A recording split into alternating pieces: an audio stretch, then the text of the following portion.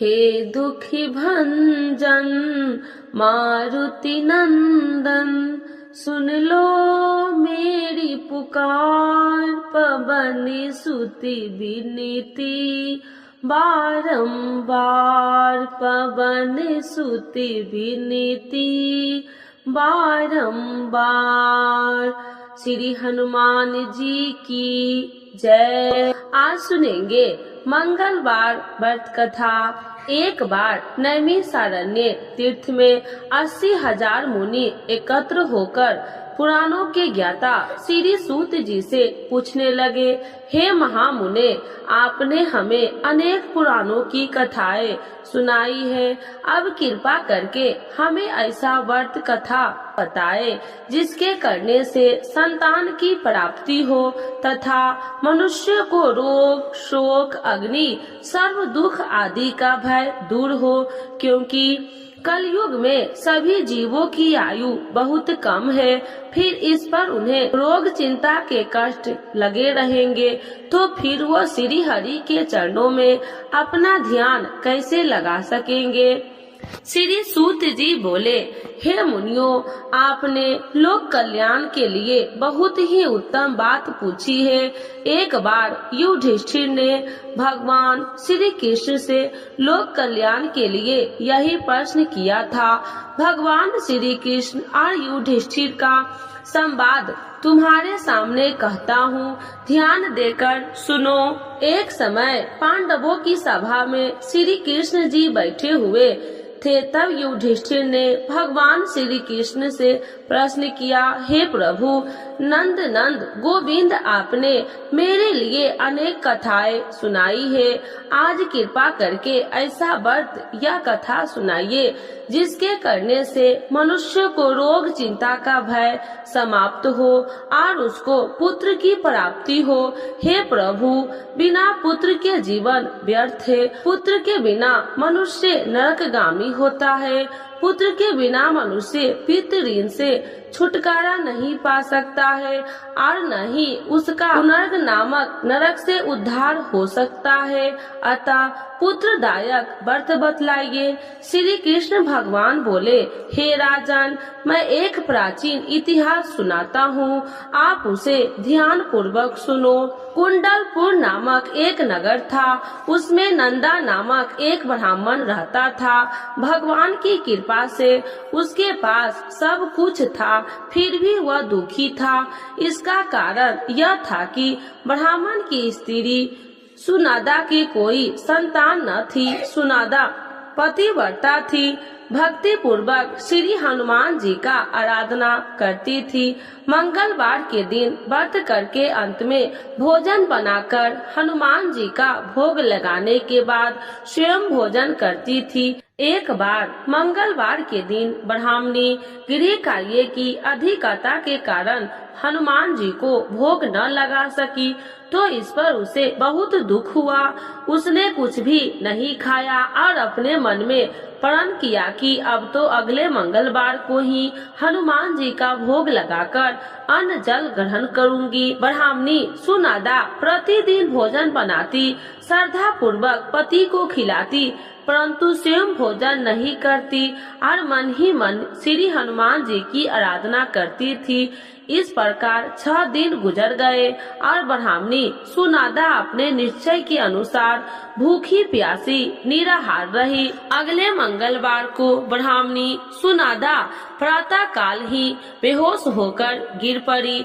ब्राह्मणी सुनादा के इस असीम भक्ति के प्रभाव से श्री हनुमान जी बहुत प्रसन्न हुए और प्रकट होकर बोले, सुनादा, मैं तेरी भक्ति से बहुत प्रसन्न हूँ, तू उठ और वर मांग। सुनादा अपने आराध्य देव श्री हनुमान जी को देखकर आनंद की अधिकता से खुशी हो श्री हनुमान जी के चरणों में गिरकर बोली, हे प्रभु, मेरी कोई संतान नहीं है, कृपा करके मुझे संतान प्राप्ति का आशीर्वाद दे, आपकी अति कृपा होगी। श्री महावीर जी बोले, तेरी इच्छा पूर्ण होगी, तेरे एक कन्या पैदा होगी, उसके अष्टांग प्रतिदिन सोना दिया करेंगे। इस प्रकार वह कहकर श्री महावीर जी अंतर ध्यान हो गए। ब्राह्मणी सुनादा बहुत हर्षित हुई और सभी समाचार अपने पति से कहा। ब्राह्मण देव कन्या का वरदान सुनकर कुछ दुखी हुए,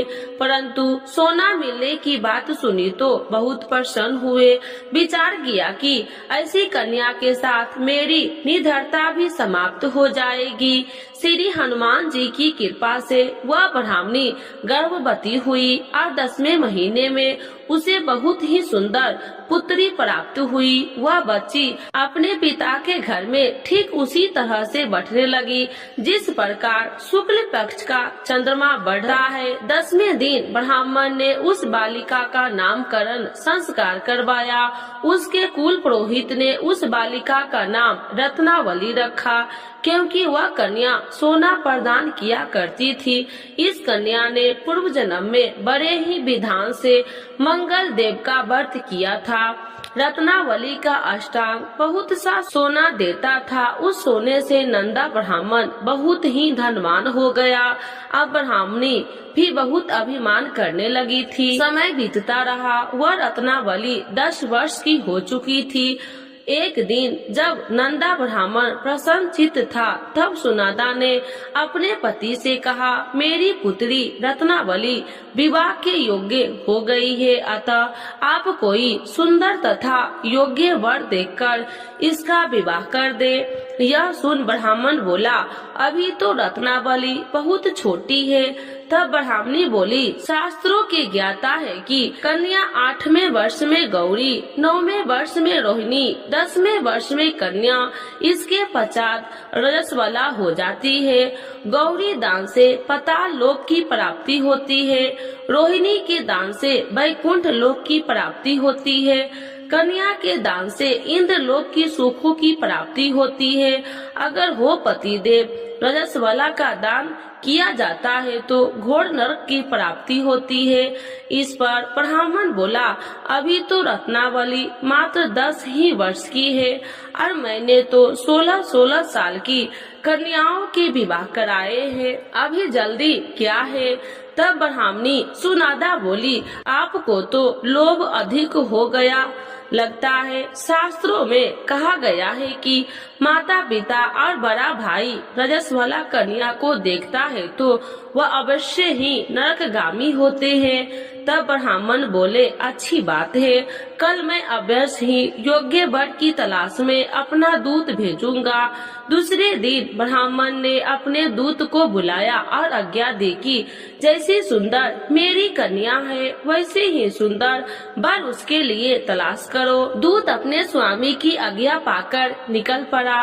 परमपई नगर में उसके एक सुंदर लड़के को देखा। वह बालक एक ब्राह्मण परिवार का बहुत गुणवान पुत्र था।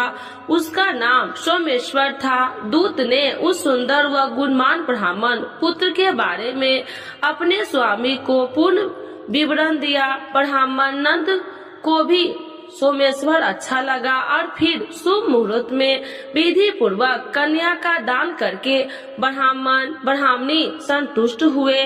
परंतु ब्राह्मण के मन में तो लोभ समाया हुआ था। उसने कन्या दान तो कर दिया था, पर वह बहुत खित्र भी था। उसने विचार किया कि रत्नावली तो अब चली जाएगी और मुझे इससे जो सोना मिला था वह अब मिलेगा नहीं। मेरे पास जो धन था कुछ तो इसके विवाह में खर्च हो गए और जो शेष बचा है वह भी कुछ दिनों के पश्चात समाप्त हो जाएंगे। मैंने तो इसका विवाह करके बहुत बड़ी भूल कर दी है। अब कोई ऐसा उपाय हो तो रत्नावली मेरे घर में ही बनी रहे, अपनी ससुराल न जावे। लोभ रूपी राक्षस ब्राह्मण के मस्तिष्क पर छाता जा रहा था। रात भर अपनी शैया पर बेचैनी से करवटे बदलते बदलते उसने बहुत ही क्रूर निर्णय किया। उसने विचार किया कि जब रत्नावली को लेकर उसका पति रामेश्वर अपने घर के लिए जावेगा तो वह मार्ग में छिपकर रामेश्वर का वध कर देगा और अपनी लड़की को अपने घर ले आवेगा, जिसने नियमित रूप से उसे सोना भी मिलता रहेगा और समाज का कोई मनुष्य उसे दोष भी नहीं दे सकेगा। प्रातः काल हुआ तो नंदा और सुनंदा ने अपनी जमाई तथा लड़की को बहुत सारा धन देकर विदा किया। रामेश्वर अपनी पत्नी रत्नावली को लेकर ससुराल से अपने घर की तरफ चल दिया। ब्राह्मण नंदा महालोभ वशीभूत हो अपनी मति खो चुका था। पापे पुण्य उसे विचार न रहा था। अपने भयानक व क्रूर निर्णय को कार्य रूप देने के लिए उसने अपने दूत को मार्ग में अपने जमाई का वध करने के लिए भेज दिया, ताकि रत्नावली से प्राप्त होने वाला सोना उसे हमेशा मिलता रहे और वो कभी निर्धन न हो। ब्राह्मण के दूत ने अपने स्वामी की आज्ञा का पालन करते हुए उसके जमाई रामेश्वर का मार्ग में ही वध कर दिया। समाचार प्राप्त कर ब्राह्मण नंदा मार्ग में पहुंचा और रुदन करती हुई अपनी पुत्री रत्नावली से बोली, हे पुत्री, मार्ग में लुटेरे ने तेरे पति का वध कर दिया है। भगवान की इच्छा के आगे किसी का कोई बस नहीं चलता। अब तो घर चल, वहाँ पर ही रहकर शेष जीवन व्यतीत करना। जो भाग्य में लिखा हो वही होगा। अपने पति की अकाल मृत्यु से रत्नावली बहुत दुखी हुई। करुण कंदन व रुदन करते हुए अपने पिता से बोली, हे पिताजी, इस संसार में जिस स्त्री का पति नहीं है उसका जीना व्यर्थ है। मैं अपने पति के साथ ही अपने शरीर को जला दूंगी और सती होकर अपने इस जन्म को, माता पिता के नाम को तथा सास ससुर के यश को सार्थक करूंगी। ब्राह्मण नंदा अपनी पुत्री रत्नावली के वचनों को सुनकर बहुत दुखी हुआ। विचार करने लगा, मैंने व्यर्थ ही जमाई वध का पाप अपने सिर पर लिया। रत्नावली तो उसके पीछे अपने प्राण तक देने को तैयार है। मेरा तो दोनों तरफ से मरण हो गया। धन तो अब मिलेगा नहीं। जमाई वध के पाप के फल स्वरूप यम यातना भी भुगतनी पड़ेगी। यह सोचकर बहुत दुखी खित्र हुआ। रामेश्वर की चिता बनाई गई। रत्नावली सती होने की इच्छा से अपने पति का सिर अपने गोद में रखकर चिता में बैठ गई। जैसे ही रामेश्वर की चिता को अग्नि लगाई गई, वैसे ही प्रसन्न हो मंगल देव वहाँ प्रकट हुए और बोले, हे रत्नावली, मैं तेरी पति भक्ति से बहुत प्रसन्न हूँ। तू वर मांग। रत्नावली ने अपने पति का जीवन दान मांगा। तब मंगल देव बोले, रत्नावली, तेरा पति अजर अमर है, यह महाविद्वान भी होगा। इसके अतिरिक्त तेरी जो इच्छा हो वर मांग। तब रत्नावली बोले, हे ग्रहों के स्वामी, यदि आप मुझ पर प्रसन्न है तो मुझे यह वरदान दीजिए कि जो भी मनुष्य मंगलवार के दिन प्रातः काल लाल पुष्प लाल चंदन से पूजा करके आपका स्मरण करे, उसको रोग व्याधि न हो, स्वजनों की कभी वियोग न हो, सर्प अग्नि तथा शत्रुओं का भय न हो। जो स्त्री मंगलवार का व्रत करे वह भी विधवा न हो। मंगल देव तथा अस्तु कहकर अंतर ध्यान हो गए। रामेश्वर मंगल देव की कृपा से जीवित हो उठा। रत्नावली अपने पति को पुनः प्राप्त कर बहुत प्रसन्न हुई और मंगल देव का व्रत प्रत्येक मंगलवार को करके व्रत राज और मंगल देव की कृपा से इस लोक में सुख ऐश्वर्य के भोगते हुए अंत में अपने पति के साथ स्वर्ग लोक गई। तो एक बार बोलिए प्रेम से श्री हनुमान जी की जय, मंगल देवता की जय। आरती श्री हनुमान जी की। आरती की जय हनुमान लला की, दुष्टी दल ने रघुनाथ कला की। आरती की जय हनुमान लला की, दुष्टी दल ने रघुनाथ कला की। जाके बल से गिरिबल कापे, रोगी दोष जाके निकट न झाके। अंजनी पुत्री महाबलिदाई, संतन के प्रभु सदा सहाई।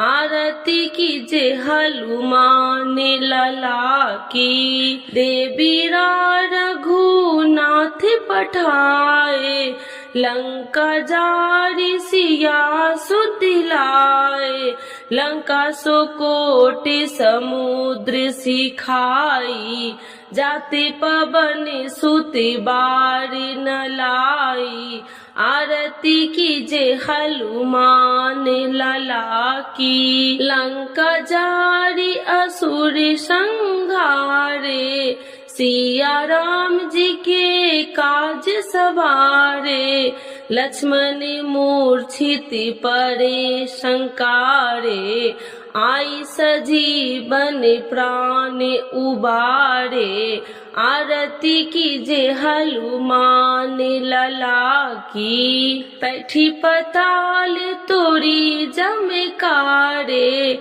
अहि रावण की भुजा उखाड़े, बाएं भुजा असुर दल मारे, दाहिने भुजा संत जन तारे, आरती कीजे हनुमान लला की।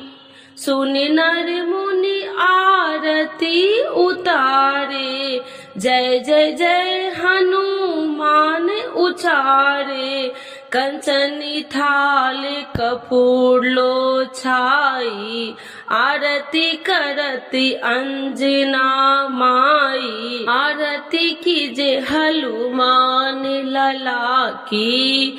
जो हनुमान जी की आरती गावे, बैसी बैकुंठ परम पद पावे, आरती कीजे हनुमान लला की।